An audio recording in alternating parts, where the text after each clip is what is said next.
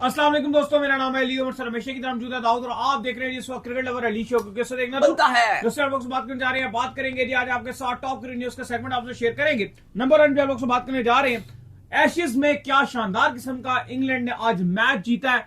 Finally जो England के fans हैं उनको भी कुछ सुख का लम्हा जो है देखने को मिला है। बड़ा सपोर्ट मिल रहा था बेंजामिन डी स्टोक्स को। आज क्या स्टोरी है वो आपको बताएंगे। शाहीन शाह अफरीदी आज वैसे उन्होंने अपने पहले 2 ओवर कमाल किए, बड़े रिदम में दिख रहे थे। तीसरे ओवर में उनको मार पड़ी और फिर बुरी खबर ये आ रही है कि पॉसिबल तौर पर इंजरी दिख रही थी। भाई पांव घुटना पकड़ के बाहर चले गए 3 ओवर कराने के बाद। आपके उस पर बात करेंगे। बीपीएल में पाकिस्तान के प्लेयर्स जो है फ्लॉप चल रहे हैं, क्या कहानी सामने आ रही है। बट हसन नवाज ने कहा IL T20 में कुछ रन किए, लेकिन दाऊद साहब वर्ल्ड कप सामने आ रहा है और वर्ल्ड कप की जो प्रिपरेशन है वंडर मतलब आप कह लें कि लीग के थ्रू जो है पाकिस्तान के प्लेयर्स कर रहे हैं, लेकिन परफॉर्मेंसेस बताते हैं कोई चल नहीं रहा। वर्ल्ड कप महीने बाद सर पे खड़ा हुआ है, कोई रन शंस नहीं कर रहा। जरा इस पर बात करेंगे।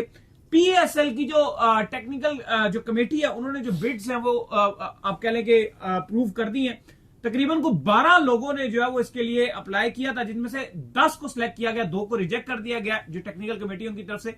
अब 10 वो बिडर्स हैं जो कि इस बिड में हिस्सा लेने जा रहे हैं। मुल्तान सुल्तान की दोबारा से एंट्री हो रही है भाई इस बिड के अंदर। वो क्या स्टोरी है वो भी आपको बताएंगे। और बात करेंगे कि ढाका जो कैपिटल है वहां से जो है बुरी खबर आ रही है कि आज बांग्लादेश प्रीमियर लीग में जो कोच है उनका इंतकाल हो गया मैच शुरू होने से पहले ही। वो क्या स्टोरी है वो भी आपको बताएंगे। तो अगर आप हमारे चैनल पर पहली बार आए चैनल को अभी सब्सक्राइब करें, साले के बात का आगाज करते हैं नमून खबर के साथ जो हमारे पास आ रही है।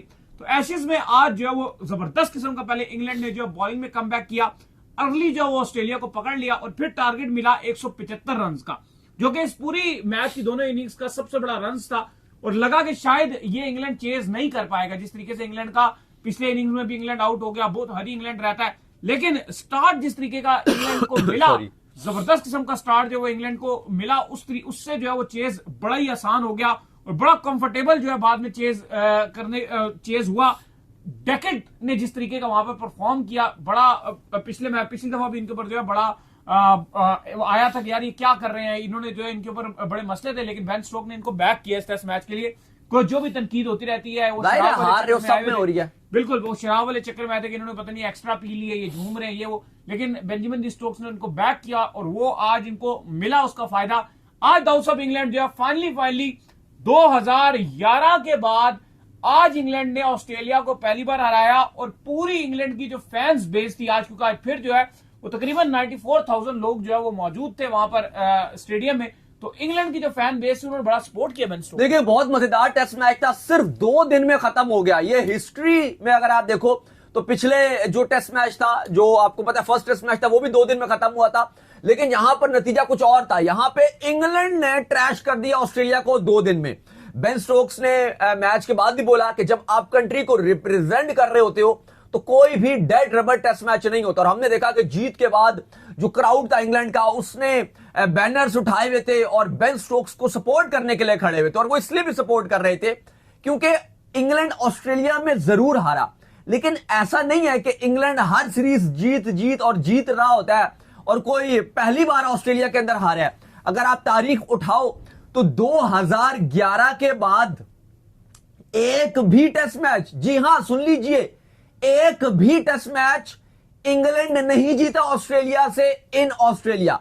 तो तकरीबन ये 14-15 साल के बाद, तकरीबन 14-15 साल के बाद पहली जीत मिली है, फर्स्ट एवर जीत। और 19 कंसेक्टिव हारें मिली है इन ऑस्ट्रेलिया इंग्लैंड को, 19 कंसेक्टिव हारें। इस दरमियान इतने कप्तान बदले गए इंग्लैंड के, तकरीबन आधा दर्जन से ज्यादा कप्तानों ने कप्तानी की ऑस्ट्रेलवी सॉइल में और उनको सिर्फ शिकस्त ही मिली। कल एंडी स्ट्रॉस का भी बयान आया था कि इतना तनकीद की जा रही है स्टोक्स के ऊपर। स्टोक्स कोई पहला कप्तान नहीं है जो इंग्लैंड में ऑस्ट्रेलिया में हारा है, ये तो कोई जीता ही नहीं। आप तो पहले तो ये बताओ कि 2011 के बाद से कोई एक टेस्ट मैच नहीं जीता। तो फाइनली स्टोक्स ने पहला जो टेस्ट मैच है 2011 के बाद वो इंग्लैंड को जीत दिलाई। और फैंस ने जो है वो स्टोक्स के लिए जो है बैनर भी उठाए हुए थे, we believe in Ben Stokes जो है वो लिखा हुआ था, जिसमें जो है फिर सारी जो इंग्लैंड की टीम है वो ग्राउंड में भी आई और उन्होंने फैंस को जो है वो दोबारा से जो है तालियां बजाकर जो उनको भी दाद दी कि यार आप जो इतनी बड़ी तादाद में हमें देखने आए हैं, बजाय इसके कि हमारी इतनी ज्यादा डिसअपॉइंट परफॉर्मेंसेस देखने को मिली। 3-0 हो गए, लेकिन उसके बाद भी जो इंग्लैंड के फैंस हैं वो सपोर्ट करने के लिए जो वो आए, तो ये बहुत बड़ी बात। अच्छा, आज जो ड्रामा था टेस्ट मैच का, जब ऑस्ट्रेलिया दोबारा बैटिंग करने के लिए आया तो ट्रेविस हेड ने दोबारा से अपना मूड दिखा दिया और अपना जो गियर है वो उन्होंने दोबारा से गियर चेंज किया और नजर आया कि ये खतरे का खिलाड़ी है, ये दोबारा इंग्लैंड की जो जीत में है वो रुकावट बनने जा रहा है। 46 रन की नॉक खेली 4 चौकों की मदद से, उसके बाद लेकिन बाकी कोई साथ ना निभा सका। विदरलैंड या लेबुशेन साथ नहीं निभाया, स्मिथ ने थोड़ा सा साथ जरूर निभाया, वो नॉट आउट भी रहे। लेकिन उसके बाद जो इंग्लिश बॉलिंग थी, स्पेशली टंग, बेन स्टोक्स, कमाल करके रख दिया। टंग ने जो है वो उन्होंने 2 खिलाड़ी आउट किए। अगर बात की जाए ब्रेडन कर्स है, उन्होंने 4 खिलाड़ी आउट किए। यहां पे प्रॉपर तरीके से जो इंग्लैंड था उसने डोमिनेट किया। और फिर जब टारगेट मिला 175 का तो वहां पे बेहतरीन स्टार्ट मिला, स्पेशली ओपनिंग पेयर। क्रॉले ने 37 बनाया, डकिट ने 34 बनाया, फिर जैकब बिथल ने 40 रन बनाए और 6 विकेट से जो है 6 विकेट के नुकसान पे टारगेट को चेस कर लिया और इस तरह से 4 विकेट से मैच अपने नाम कर लिया। सीरीज ऑलरेडी ऑस्ट्रेलिया के नाम है, लेकिन इंग्लैंड को भी एक जीत मिल गई है और काफी उनके लिए राहत की बात है ये। खैर, इसके बाद जो हमारे पास अपडेट आ रही है वो अपडेट आ रही है जी शाहीन शाह अफरीदी के हवाले से। तो आज शाहीन शाह अफरीदी और हसन अली की टीम के दरमियान जो है मैच था, जिसमें शाहीन शाह अफरीदी ने बड़ा ही कमाल किस्म का जो है वो स्पेल अपना जो है वो डाला।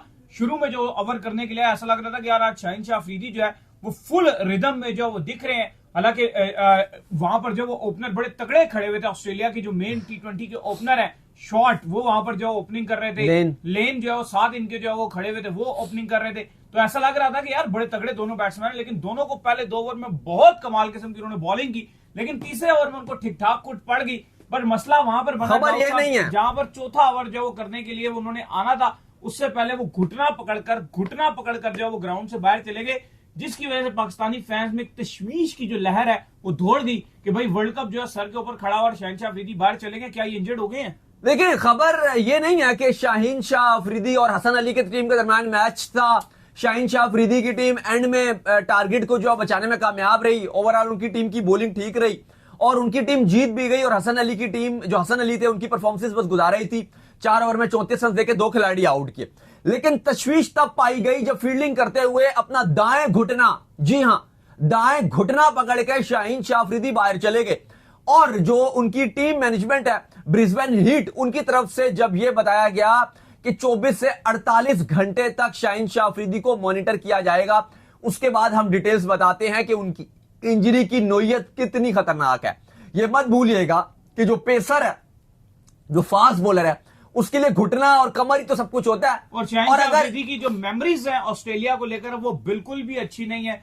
आखिरी बार भी जब वो इस तरह का इंजर्ड हुए थे वो ऑस्ट्रेलिया ही था। और वो मजे की बात यह है कि वो T20 वर्ल्ड कप का फिनाले खेला जा रहा था पाकिस्तान और इंग्लैंड के दरमियान, और पाकिस्तान की एक पोजीशन एक टाइम पर ऐसी आ गई थी कि अगर शाहीन शाह अफरीदी वहां पर अपना स्पेल जो है वो पूरे करते तो शायद पाकिस्तान वो वर्ल्ड कप भी जीत सकता था। लेकिन तो उसी मेमोरी के चलते दोबारा ऑस्ट्रेलिया में बुरी खबर यह है कि वर्ल्ड कप से ठीक पहले 2026 से पहले कल हमने एक सही क्रिटिसाइज किया था, आड़े हाथों लिया था कि ये कोई तरीकेकार नहीं है जो आप श्रीलंका की टीम बना रहे हो, उसमें बाबर और शाहीन को आप कह रहे हो जी खेलिए बिग बैश, आप कीजिए बिग बैश में जो करना है। जो श्रीलंका की सीरीज है उनमें आपको हम नहीं रख रहे और आप खुद भी इंटरेस्ट शो नहीं कर रहे। तो हमने बड़े आड़े हाथों लिया था और हमने खुला क्रिटिसाइज किया था कि यह कोई तरीकेकार नहीं है, बल्कि एक शर्मनाक अमल होगा अगर ऐसा किया जा रहा है। और दूसरी तरफ आज आप देख लीजिए कि क्या हो गया है। जो बिग बैश को आपने इतनी इंपॉर्टेंस दे दी, शाहीन शाह अफरीदी ठीक वर्ल्ड कप से पहले, जो कि 1 महीना रह गया वर्ल्ड कप के शुरू होने में, 1 महीना यार, टोटल 30 से आप 4, 5, 6 ऊपर दिन मिला लो, 7 दिन चलो ऊपर मिला लो, आपने जाना भी तो है वहां पर श्रीलंका। तो उससे पहले शाहीन शाह अफरीदी अपना घुटना जख्मी करवा बैठे हैं, अपना इंजर्ड करवा बैठे हैं। 48 घंटे 2 दिन की आप कह लो कि इनको सुपरविजन में रखा जाएगा वहां पे।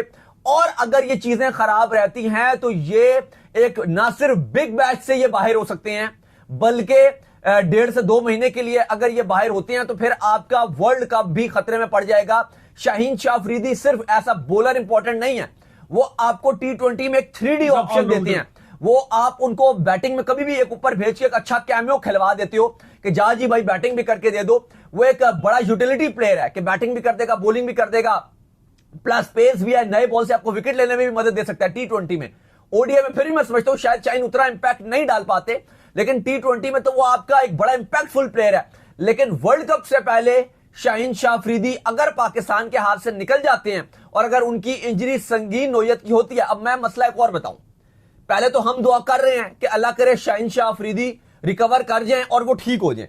लेकिन अली साहब इसमें मसला क्या, मसला ये है कि अगर उनकी इंजरी उस नोयत की नहीं हुई कि खुदा ने खास्ता वो 2 महीने के लिए बाहर हो रहे हैं, महीने के लिए, 4 हफ्तों के लिए, 8 हफ्तों के लिए बाहर हो रहे हैं, कहा यह गया कि 4-5 दिन में वो रिकवर हो जाएंगे। लेकिन आपको भी पता है कि जब घुटने की इंजरी होती है तो अगर आप इतना जल्दबाजी में कच्चे कच्चे अगर आप दोबारा, क्योंकि बिग बैश है ना, वो मार्केटिंग करे, वो करें भाई आजा, उन्हें क्या, पाकिस्तान का वर्ल्ड कप खराब होता है, एक बात है, उन्हें क्या, वो कहेंगे भाई आजा तू 4 दिन।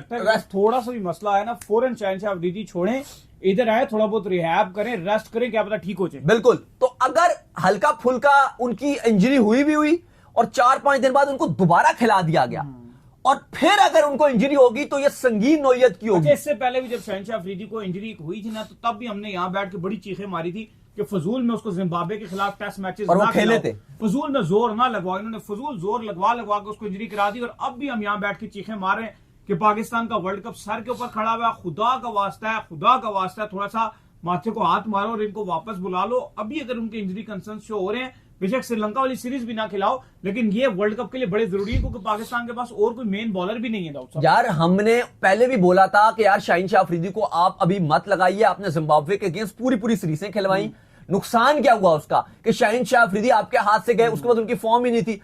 अभी भी आप देख लो, अब ये हुआ क्यों है, क्योंकि अगर आप देखो जोर आज बहुत ज्यादा लगा रहे थे, बहुत एक्स्ट्रा था, मैं बताता हूं। और रीजन क्या था, पेस समझ आ रही, और रीजन क्या था, क्योंकि शाहीन शाह अफरीदी पिछले मैचों में उनको मार पड़ रही है, उतना परफॉर्म नहीं कर पा रहे, तो आपके ऊपर प्रेशर आया हुआ है। अब फील्डिंग करते हुए उन्होंने अपना घुटना तोड़वा दिया। अब देखो मैं वही बोल रहा हूँ, हमारे खिलाड़ियों को दाऊद साहब कोई ना कोई मसले होते हैं। दूसरी तरफ देखो तो ये आपका जो है वो मिचेल स्टार्क है यार, कितने स्पेल डाल चुका है यार, एशेज में तबाहियां फेर चुका है यार, इंजरी नहीं होती। चलो वो तो फील्डिंग करते हुए वो एक पार्ट है, वो तो किसी को भी इंजरी हो जाती है, ऐसी बात नहीं। मार्कवुड है वो तो हर टाइम इंजरी प्रोन्स, हैजलवुड है वो भी इंजरी प्रोन्स। करते हुए इतना क्या उन्होंने कर लिया? नहीं, बात ये नहीं है, बात ये है कि अगर आप अपनी कंट्री से ऊपर अगर आप बिग बैश को रख रहे हो, आप बोल रहे हो कि जी मैं श्रीलंका की सीरीज भी नहीं खेलूंगा, बाबर आजम को भी आपने कह दिया कि भाई आप भी वहां पर रहिए, ऑस्ट्रेलिया में खेलिए, पाकिस्तान इतना इंपॉर्टेंट नहीं है, वर्ल्ड कप इतना इंपॉर्टेंट नहीं है, बिग बैश इतना इंपॉर्टेंट, और वहीं पर अगर आप इंजर्ड होके तो फिर ठीक है ना, आपकी प्रायोरिटी बिग बैश थी, बिग बैश में आप इंजर्ड हो गए, वर्ल्ड कप भाड़ में जाए, वर्ल्ड कप किसको पड़ी है, तो ठीक है, फिर वर्ल्ड कप से पहले आप इंजर्ड हो गए 1 महीना पहले, अभी और वो तो फिर और प्रेशर डालेंगे। अगर उन्होंने इतना प्रेशर डाला हुआ है, 4-5 दिन बाद भी अगर आपकी इंजरी थोड़ी बहुत भी, वो कहेंगे भाई रिकवर करके आ जाओ, खेलो, यही इंपॉर्टेंट है सबसे ज्यादा, खेलो भाई, तो फिर खेलो, खराब हो जाओ। लेकिन ये शदीद नुकसान है पाकिस्तान के लिए। पाकिस्तान क्रिकेट बोर्ड की जो मेडिकल टीम है उसको एटलीस्ट उनके साथ कांटेक्ट करना चाहिए, उनके साथ राब्ते में रहना चाहिए। और आई होप कि जब हम अभी आपसे बात कर रहे हैं, इसके बाद यकीनन तौर पर पाकिस्तान क्रिकेट बोर्ड की जो ऑफिशियल मीडिया जो मेडिकल पैनल है वो उनसे राब्ते में रहेगा, फिजियो वगैरह उनके साथ रिपोर्ट्स जो है वो उनके साथ शेयर करते रहेंगे, और फिर हम भी आपके साथ डिटेल्स शेयर करेंगे। लेकिन ये एक इंतहाई अफसोसनाक खबर है वर्ल्ड कप से पहले।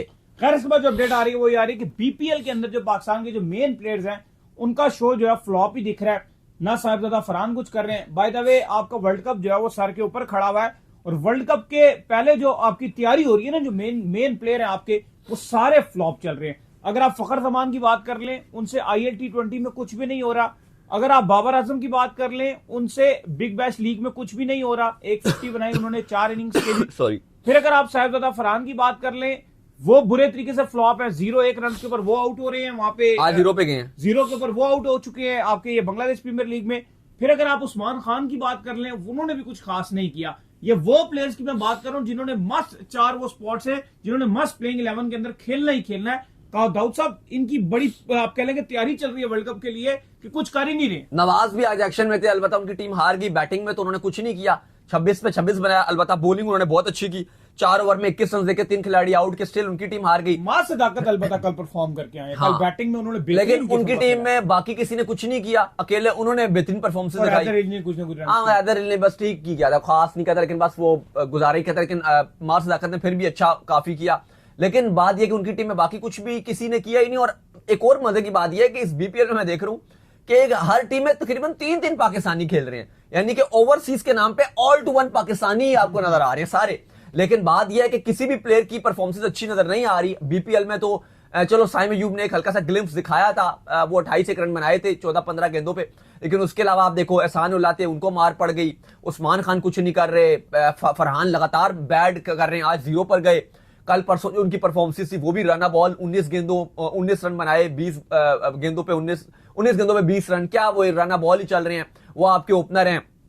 बाकी अगर आप देख लो फखर जमान ILT20 में कुछ नहीं कर रहे, शाहीन शाह अफरीदी की भी अगर आप बॉलिंग देख लो, इतना प्रेशर बन रहा है बिग बैश में, अपने आप को इंजर्ड करवा बैठे, बाबर से वहां पर रन नहीं बन रहे। तो ये काफी ज्यादा पाकिस्तान के लिए तशवीश पाई जा रही है कि इतनी अच्छी परफॉर्मेंस नहीं जा रही। अलबत्ता जो हसन नवाज हैं अली साहब, कल उन्होंने डेजर्ट वाइपर्स की जीत में अहम किरदार अदा किया। वैसे तो हसन नवाज भी कुछ नहीं कर रहे थे, कल उन्होंने पहली 7 गेंदों पे तो कोई 3-4 रन नहीं बनाए हुए थे, लेकिन अगली 7 गेंदों पे उन्होंने 21 रन बनाए और आखिरी ओवर में हीरोइक चेस किया, जहां पर उन्होंने छक्के मार के अपनी टीम को जीत में अहम किरदार अदा किया। तो फाइनली हसन नवाज की भी फॉर्म वापस आ रही है, लेकिन अफसोस की बात यह है कि अब उनकी फॉर्म तो आई है, लेकिन फिलहाल जो अब सिलेक्शन कमेटी है वो उनको स्क्वाड में उस तरह से नहीं देख रही। लेकिन आपको पता है कि वक्त बदलते, हालात बदलते टाइम नहीं रखता, लेकिन फिलहाल अभी जो टीम मैनेजमेंट है वो हसन नवाज को वर्ल्ड कप के स्क्वाड में नहीं देख रही, क्योंकि ऑप्शंस में शादाब खान की वापसी हो रही है, अब्दुल समद बैकअप पे बैठे हुए हैं, मास सदाकत की एंट्री हो रही है। तो इन सब के चलते हसन नवाज का टीम में जगह बनाना मुश्किल हो गया। ऐसा लग रहा है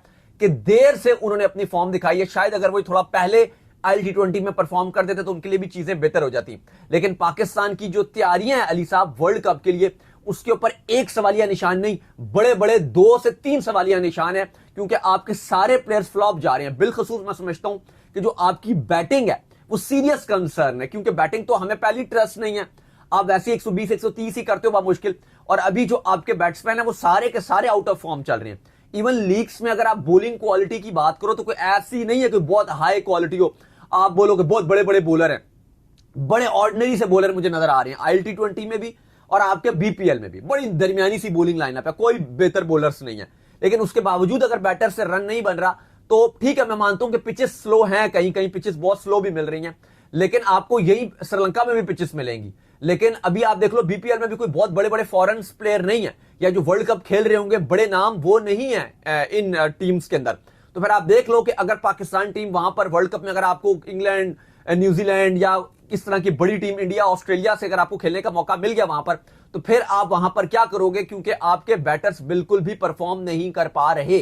खैर जी, हसन नवाज ने जो कुछ ना कुछ परफॉर्म कर दिया है, चलें शुक्र करें। ये तो बिल्कुल ही परफॉर्म नहीं कर रहे थे, कुछ बेहतर इन्होंने कर लिया। इसके बाद जो खबर आ रही है जी वो आ रही है जो आपको पता है कि बिड्स जो है वो होने जा रही हैं। तो 12 ऐसे लोग थे जो कि बिड करने के लिए जो है वो जा रहे थे, और पाकिस्तान की जो PSL बोर्ड की जो मैनेजमेंट है उन्होंने ये बताया था कि हम जो है ये इसके अंदर से सिलेक्ट करेंगे और जो टेक्निकली क्वालिफाई करेगा सिर्फ उसको जो हम बिड करने के लिए देंगे। तो 12 ऐसे लोग थे जिन्होंने ये फैसला किया था कि हम बोली लगाएंगे। उनमें से पाकिस्तान क्रिकेट बोर्ड ने जो है वो 10 लोगों को जो सिलेक्ट किया, 2 जो है वो डिस्क्वालीफाई कर दिया है, और 8 जो जनवरी है इसको जो है ये प्रोसेस जो है इस्लामाबाद में होगा, इस्लामाबाद में कन्वेंशन सेंटर में जो है रखा जाएगा। और यहां पर 2 ऐसे खुश नसीब होंगे जो 2 टीमें लेने में जो है कामयाब हो जाएंगे, यहां से जो वो बोली जो है प्रॉपर तौर पर बोलेंगे। लेकिन 2 लोगों को जो निकाल दिया गया, और खबरें ये कि मुल्तान सुल्तान फिर से जो है किसी एक नई कंपनी के थ्रू जो है बिड करने के लिए आ रही है। तो सवाल मेरा ये है दाऊद साहब कि अगर नई कंपनी के थ्रू बिड करनी थी तो पुरानी का क्या कसूर था?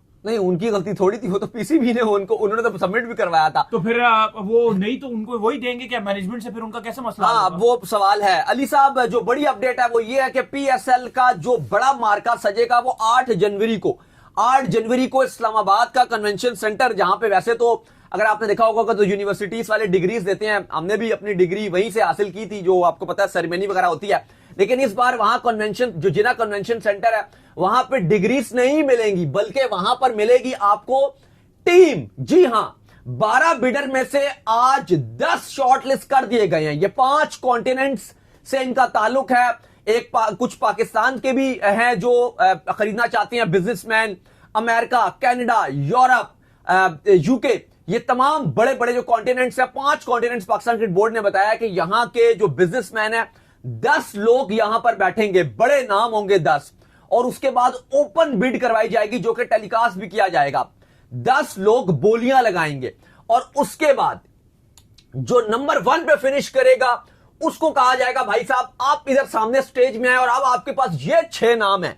6 नामों में हैदराबाद, मुजफ्फराबाद, सियालकोट, फैसलाबाद, गिलगित और रावलपिंडी। बताइए आपको क्या चाहिए? लेट्स सपोज वो कहेगा सियालकोट, फिर कहा जाएगा ठीक है जी।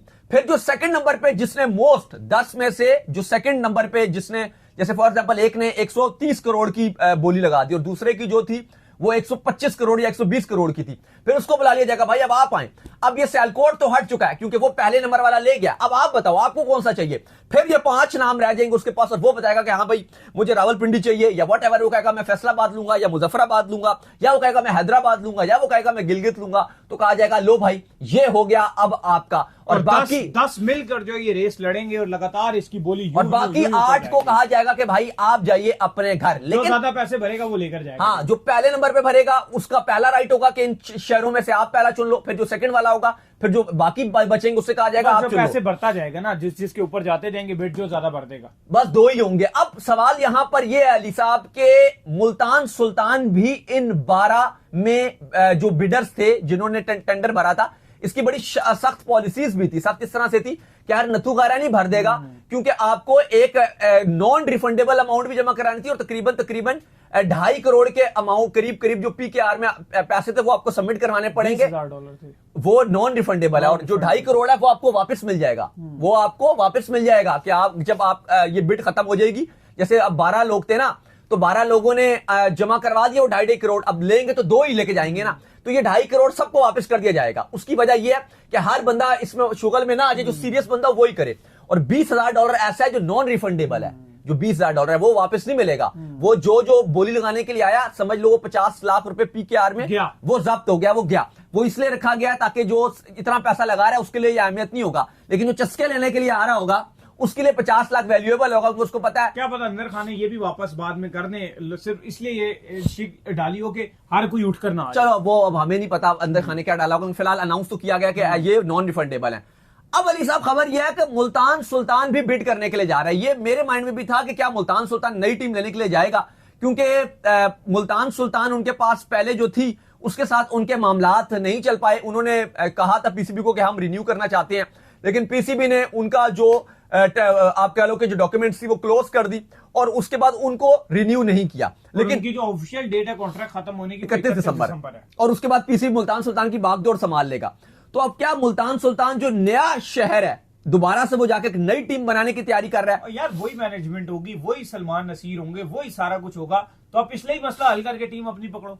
नहीं, वो मसला हल ही नहीं हो रहा ना, तो नया कैसे हो जाएगा? उनको नई अब ये भी ऐसे लग रहा है कि अगर अब क्या पता वो जो 2 इन्होंने फारिग कर दिए हैं उसके अंदर मुल्तान सुल्तान अभी यही कह रहे थे अली साहब, यही तो अभी हम बात कर रहे थे कि मुल्तान सुल्तान आई है, तो यही बात कर रहे थे कि अभी 12 थे ना, 12 में से 10 रह गए हैं, तो मुल्तान सुल्तान वालों को ही ना निकालो यार। सबसे पहले 2 बंदों को निकाल दी, उसमें क्या पता मुल्तान सुल्तान की बंदे चले हम कंफर्म भी कर लेंगे, अपने जरिए से कंफर्म कर लेंगे और फिर कंफर्म करके बता देंगे कि मुल्तान सुल्तान अगर दोबारा आ भी रहा है, ये भी हो सकता है कि वो डायरेक्ट ना आए, किसी और फ्रंट मैन के थ्रू आ जाए, यानी कि कोई और उनकी जो सेकंड सिस्टर कंपनी है उसके थ्रू आ जाए और खुद बैक पे रहें। ये भी पॉसिबल है क्योंकि यहाँ पे तो चलता है फ्रंट मैन कोई और आ जाता है बोली लगाने के लिए और बाद में जो है वो जिनकी आप बात कर रहे हैं वो खबरें उनकी भी चल रही हैं कि वो भी इंटरेस्टेड है कोई टीम खरीदने। आरिफ हबीब का भी नाम चल रहा है। हाँ बिल्कुल, आरिफ हबीब का भी नाम चल रहा है कि आरिफ हबीब साहब जो है वो भी आ सकते हैं और वो भी इंटरेस्ट शो कर रहे हैं। वैसे उन्होंने पीएसएल में उनका स्पॉन्सर तो बहुत किया है, जो सच बात है, काफी स्पॉन्सर किया आरिफ हबीब वगैरह ने पीएसएल में, पाकिस्तान क्रिकेट बोर्ड के साथ उनके हैं। लिरिक्स भी है एक, वो भी जो है वो तो है ना, वो तो है ना, उसको तो हमने बहुत बार बताया है। बाकी बाहर की भी कंपनीज हैं, लेकिन इमरेट्स से काफी चांसेस है क्योंकि वो बहुत इंटरेस्टेड और वो ठीक ठाक पैसा लगाने को तैयार हैं। लेकिन पीसीबी ने कहा है कि भाई जो भी टीम खरीदेगा वो 100 करोड़ से ऊपर ही खरीदेगा। तो देखते हैं कि अब 8 जनवरी को ये फैसला होगा जब 10 बड़े बैठेंगे और 10 में से सिर्फ 2 विनर हमारे पास आएंगे। खैर इसके बाद जो अपडेट आ रही है जी वो आ रही है ढाका प्रीमियर लीग के वाले से, तो वहां से जो है वो बड़ी आप कह लें कि अफसोसनाक खबर जो है सामने आ रही है। और खबर जो है वो ये आ रही है बांग्लादेश प्रीमियर लीग की, आप कह लें जो भी कह लें, वहां से अफसोसनाक खबर जो है वो ये सामने आ रही है कि आज एक कोच जो है उनकी मैच से पहले जो ट्रेनिंग सेशन होता है वहां पे वो मौजूद थे, उसी के दौरान जो उनको दिल का जो है दौरा पड़ा। दिल का दौरा पड़ते उनको वहां पर जो सीपीआर भी दिया गया, लेकिन वो उनको जैसे इमरजेंसी में वहां पहुंचाया गया, इमरजेंसी में हॉस्पिटल के पहुंचते ही उनकी डेथ हो गई। देखें बिल्कुल, ढाका कैपिटल के असिस्टेंट कोच थे महबूब आलम जकी और मैच से पहले जो है वो उनको हार्ट अटैक आया और उसके बाद वो चल बसे। तो काफी अफसोसनाक खबर है बीपीएल के लिए भी। और जो इनका कोमिला से ताल्लुक था, ये कोमिला में इन्होंने कोचिंग की थी, वहां पर बांग्लादेश की प्रॉपर ये कोचिंग करते रहते कोमिला में, और अभी ढाका कैपिटल के असिस्टेंट कोच के फराइद अंजाम दे रहे थे, तो वो चल बसे हैं। तो हम यही दुआ करेंगे कि उनको उनके घर वालों को और अहले खाना को सब्र मिले। तो उम्मीद करते हैं आज का हमारा शो आपको आएगा। वीडियो को लाइक कीजिए, हमारे चैनल को सब्सक्राइब कीजिए, साथ ही बेल आइकन को बजाइए, एक और काम कर लीजिए और वो ये कर लीजिए कि आप जो इंस्टाग्राम के ऊपर जाइए और इंस्टाग्राम पे जाकर इनको फॉलो कीजिए। बिल्कुल जी, इंस्टाग्राम पे मुझे फॉलो कर लीजिए, वहां पे मैं मौजूद हूं, दाऊद क्रिकेट के नेम से। अगर आपको कोई सवाल हो तो भेजिएगा और उनको भी फॉलो कीजिए। मुझे फॉलो कीजिए, मैं ऑफिशियल के नाम से लिंक डिस्क्रिप्शन में मौजूद है। आप सुनते हैं नेक्स्ट टाइम, तब तक के लिए अल्लाह हाफिज। ख्याल रखिएगा।